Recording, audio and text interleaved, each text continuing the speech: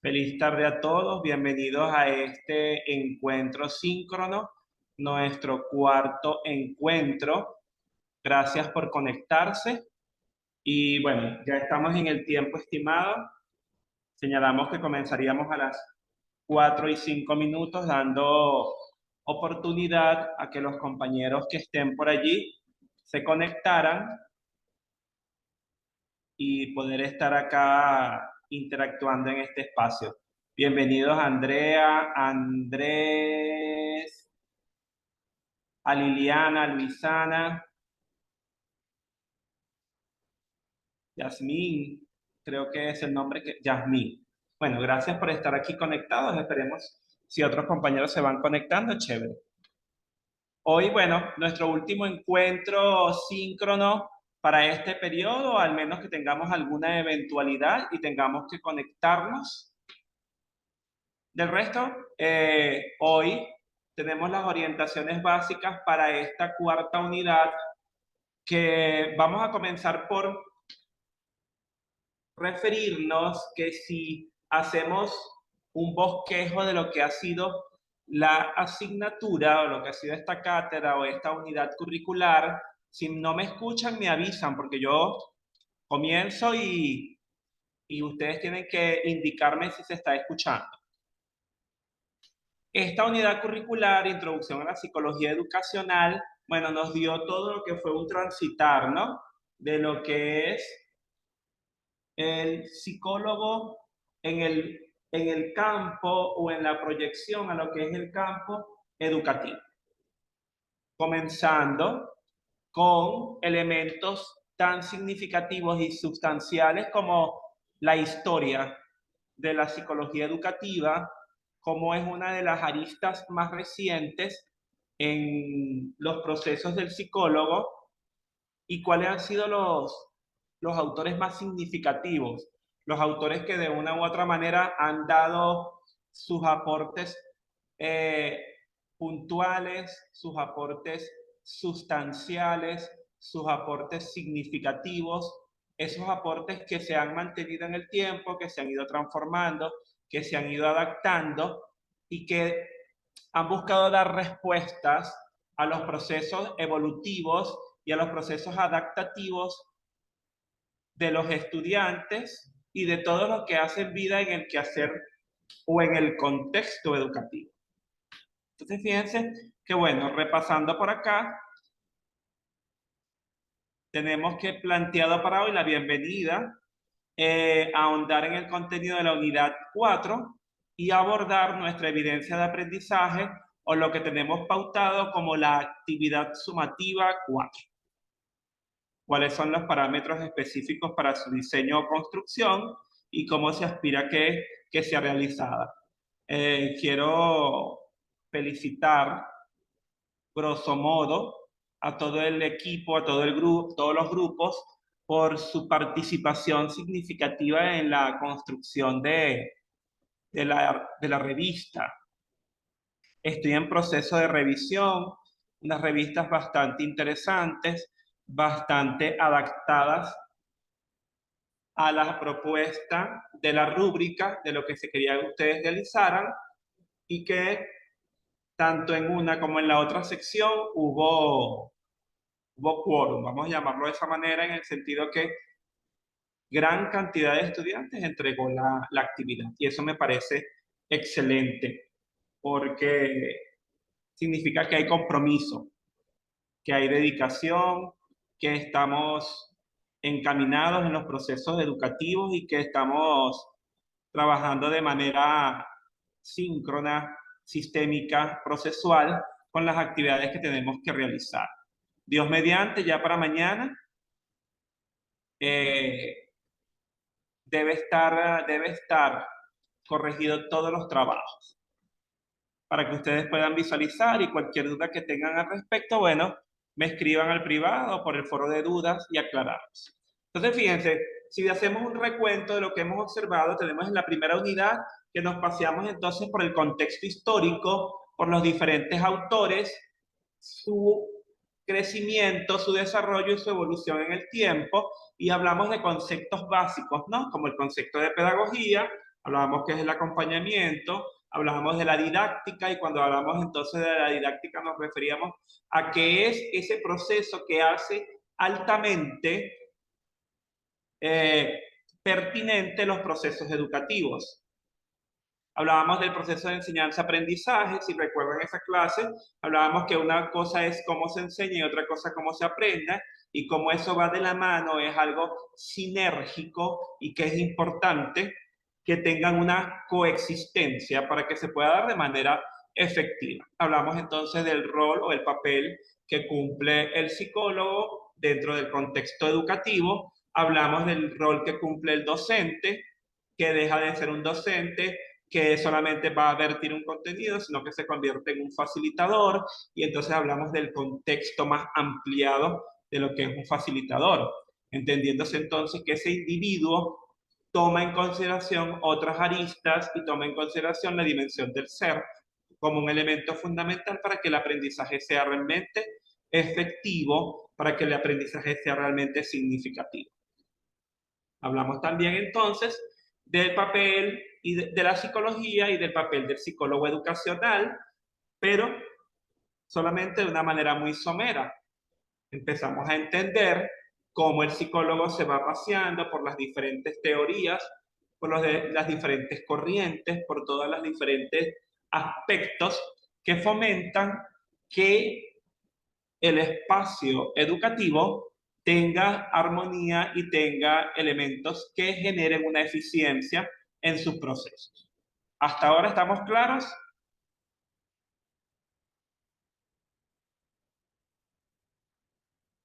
¿Todos están en sintonía de lo que estamos hablando? Sí, todo claro. Perfecto. Chévere. Después nos paseamos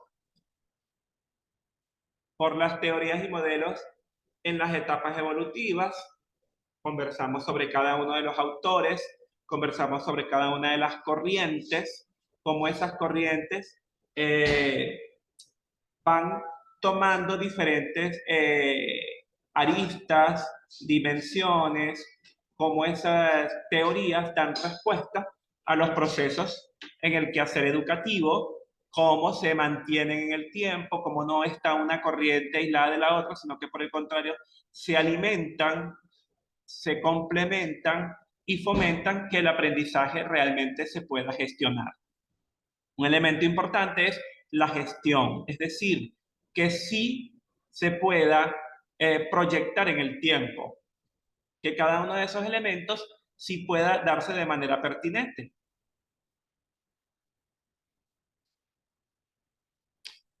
Luego, pasamos a la unidad 4, y en la unidad 4 comenzamos a trabajar con, vamos a decirlo de una manera bien sencilla, el papel protagónico, el papel significativo, el papel en sí del psicólogo dentro de la institución. Entonces encontramos por aquí elementos bien interesantes que nos toca indagar o que nos toca profundizar en la unidad 4. O sea, ¿cuáles son los conocimientos básicos que debe tener el psicólogo para transitar en el aspecto, en el espectro de las instituciones educativas, donde se aplica, o el contexto de aplicación, que en este caso es el ámbito educativo, y cuáles son los elementos de mediatización entre objeto y contexto? Aquí nos dicen los cuales contribuyen a hacer práctico y técnico lo teórico, los conocimientos psicológicos, donde el contexto de aplicación puede clasificarse en 3 grupos de acuerdo con el aspecto o dimensión de la educación a la cual atiende. Condiciones generales o locales de la educación, situación educativa y los hechos educativos, y evolución y de la reflexión sobre la educación. Fíjate estos 3 elementos y vamos a detenernos allí. Lo primero, condiciones generales o locales del sistema educativo. Si recuerdan la clase anterior, yo les hablaba primero de los paradigmas, después les hablaba que el sistema educativo tiene elementos cuáles que son lo filosófico, lo ontológico, lo epistémico, lo axiológico y por supuesto lo filosófico. Cuando hablamos de los diseños curriculares, o cuando vamos a verificar los diseños curriculares y le damos una revisada a lo que son los diseños curriculares y cómo ellos están estructurados, vamos a encontrar esas dimensiones. Esas dimensiones son las que le dan el piso o el contexto a lo que es la educación. Entonces muchos dirán allá, bueno, pero entonces hay que revisar a profundidad eso. Bueno, más allá de revisarlo, nosotros tenemos que verificar es cuál es su aplicabilidad. ¿Por qué su aplicabilidad? Bueno, porque muchas veces eso queda en letra muerta. Y hay que tener mucho cuidado con eso. ¿Por qué digo letra muerta? Porque usted revisa los diseños curriculares de cualquiera de las etapas o los niveles o las modalidades del sistema educativo y va a encontrar que están estructurados de una manera bien coherente. De una manera que tú dices, bueno, ahí está la panacea, ahí tenemos la respuesta a todas las problemáticas que se suscitan o que se pueden suscitar en casos hipotéticos en los procesos educativos. Y entonces aquí yo les dejo una pregunta. ¿Cuál creen ustedes entonces que es la problemática que se está presentando entonces? Los escucho. Por el chat o activan su micrófono.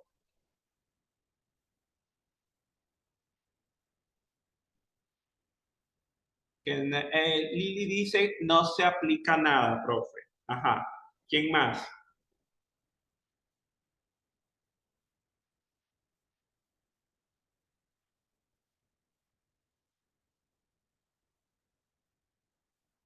No todos a la vez. No se llevan a la práctica, dice Andrea. ¿Quién más?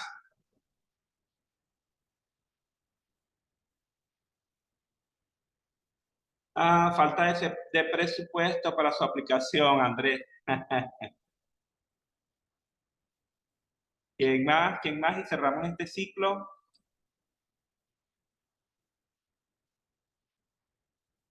Bueno, mientras los otros compañeros se animan, ciertamente aquí entran muchas aristas que sería interesante tomar en consideración. Empezando por que el sistema educativo, por ejemplo, vamos a referirnos a nuestro sistema educativo. No podemos hablar de otros espacios porque no tenemos el elemento comparativo para decir, bueno, aquí sucede esto y aquí sucede lo otro. Entonces vamos a referirnos a lo que nosotros podemos observar o lo que nosotros podemos evidenciar desde primero nuestro contexto y después desde lo que podemos observar en familiares cercanos o en algún otro conocido que tenga relación en los sistemas educativos. Por ejemplo, cuando hablamos del sistema educativo de inicial, porque no es preescolar, es inicial, entonces allí podemos observar que la problemática se genera en los docentes que tenemos al frente de educación inicial, porque para muchos educación inicial lo asumen o lo asocian a que es una guardería. Entonces ya está el primer elemento que es preocupante, porque si nosotros revisamos los procesos evolutivos y se han ido observando cada una de las teorías que hemos trabajado hasta ahora, esa etapa es fundamental y esencial para los procesos de desempeño y para los procesos de desarrollo y a posteriori cómo va a ser el estado psicoemocional del estudiante. Entonces allí, hoy es un elemento preocupante porque, bueno, ¿quién está a cargo del sistema o quién está a cargo de ese nivel educativo? Entonces, ¿nos encontramos con personas preparadas? Tal vez sí. ¿Nos encontramos con personas dedicadas? Tal vez sí. Pero entonces también tenemos la otra realidad. Es que, bueno, para nadie es un secreto lo que está sucediendo actualmente en nuestro país y es lo que decía Andrés, falta de presupuesto. Pero más allá de la falta de presupuesto, entra en consideración otro elemento significativo y es lo vocacional.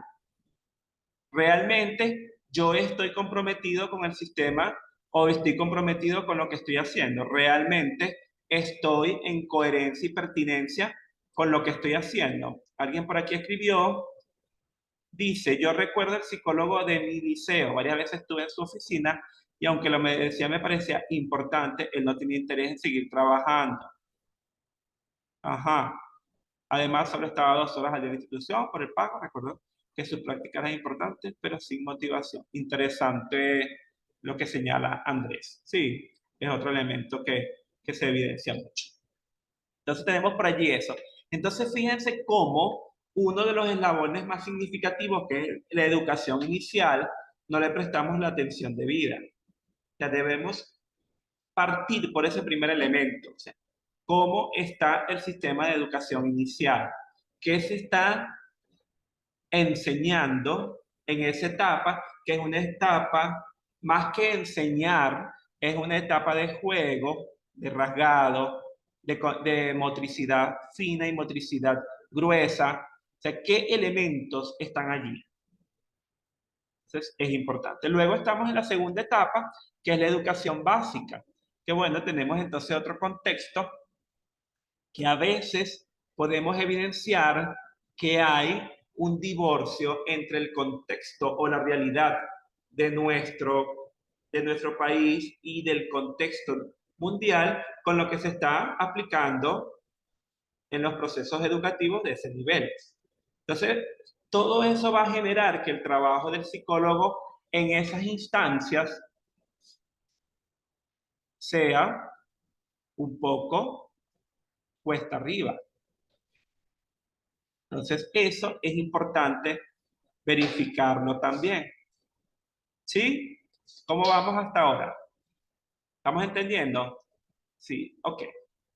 Posterior a eso, tenemos el sistema, en los liceos, bueno, sabemos ya toda la realidad que está sucediendo, no estamos adaptados a los procesos o no estamos adaptados a lo que se supone debería ser los contextos educativos actuales internacionalmente. Debemos ir hacia la educación o la neuroeducación, que la neuroeducación, bueno, es la que está actualmente en boga.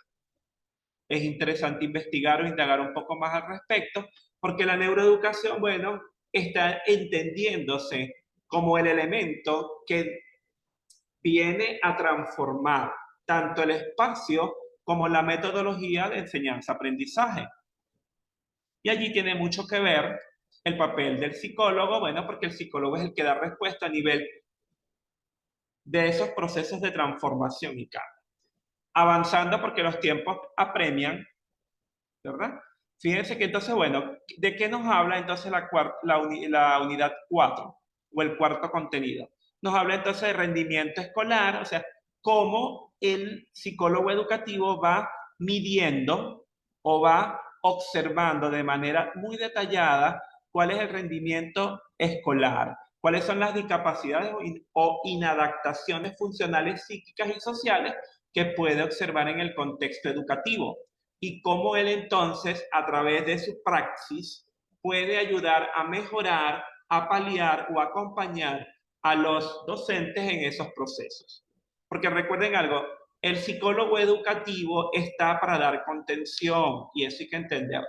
Dar contención, él no le va a dar solución a los problemas, sino que va a dar herramientas para que el docente desde su espacio pueda ir trabajando esos elementos. Pero hay momentos en que el psicólogo tiene que entender que hay que referir, que hay problemas que él, desde su espacio, no puede solucionar, sino que debe eh, involucrarse con el equipo multidisciplinario. ¿Entendemos eso?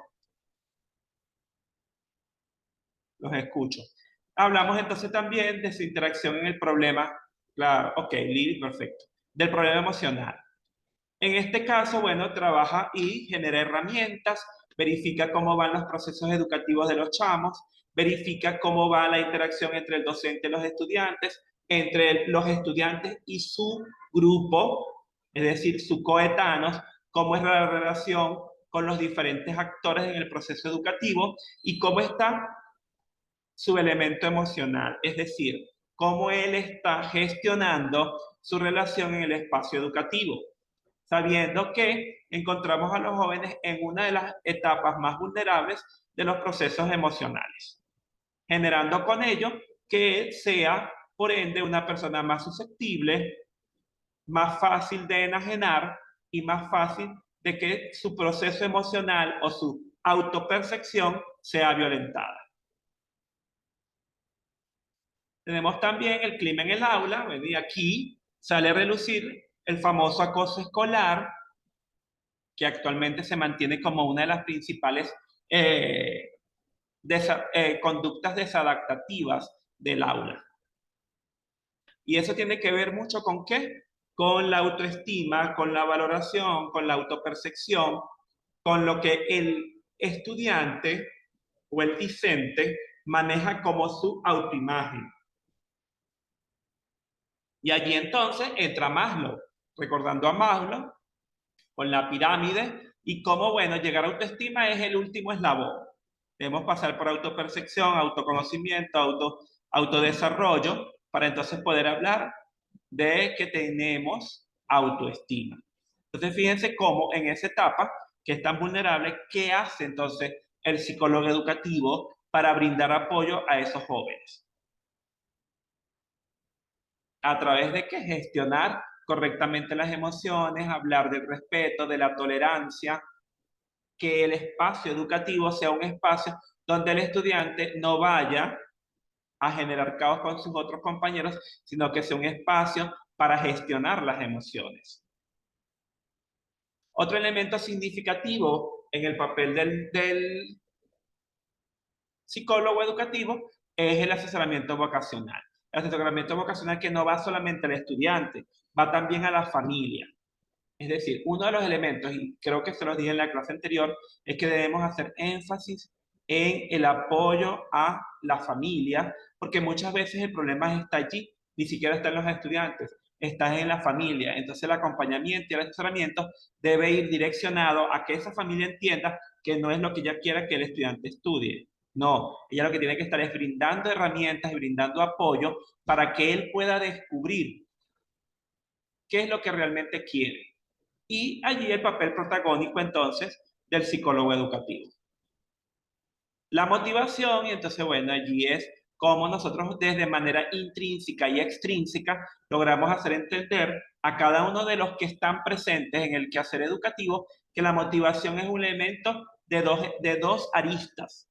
Intrínseco porque yo me automotivo y eso es un tema bien interesante y bien complejo porque toma en consideración muchos elementos y lo extrínseco es cómo nosotros somos capaces de motivar al que está en nuestro entorno. Hasta ahora estamos claros, vamos bien, cuéntenme, los escucho, se durmieron, están allí, vamos bien. Ok, la autoestima, bueno, lo que le decía anteriormente, de cómo, bueno, el autoconcepto, parte del autoconcepto. Cuando yo estoy claro de mí, de lo que soy, de mis cualidades, de mis debilidades, de mis fortalezas, pero fíjense, entonces por eso es que debemos estar muy pendientes, por ejemplo, en la edad del adolescente, profe, nos volvemos a conectar por el mismo link. Ah,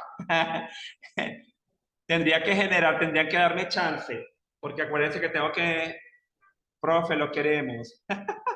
Sí, bueno, tienen que, entonces, terminamos, me dan por lo menos 5 minutos que genere el enlace para que podamos entonces conectarnos. Ustedes me dicen, ¿qué hacemos? Si hacemos eso o avanzamos con el tiempo. Nos quedan 3 minutos.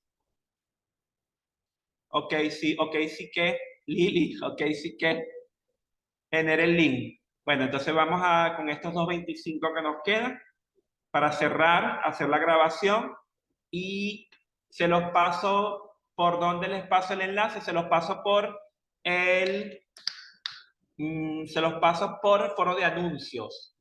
Son como 10 minutos para el próximo enlace.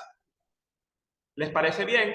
Ok, sí, sí, para que profundicemos un poco al respecto de eso, del concepto de autoestima, que me parece bien interesante, que ahondemos un poco más en el concepto de asesoramiento vocacional, porque es uno de los papeles principales que tiene el psicólogo educativo. Entonces debemos estar bien claros al respecto, aun cuando ustedes van a profundizar un poco más cuando cursen psicología educativa, pero sí quiero que vayan más o menos claros con referencia a eso y bueno, vamos a profundizar en nuestra actividad sumativa que debemos realizar cuáles son las pautas, porque bueno, el trabajo es bien interesante y espero que lo desarrollemos de la mejor manera. Entonces, es importante tener claro todos esos elementos. Protagónico el papel del psicólogo en el quehacer educativo. Bien, bien protagónico. Se van a encontrar con muchísimas realidades, con muchísimas necesidades que el psicólogo educativo debe estar allí para brindar apoyo. Ya nos queda acá, el tiempo está cuasi listo por culminar. Entonces, yo ingreso al aula y, y genero el otro link. Nos vemos entonces aproximadamente 10, 12 minutos.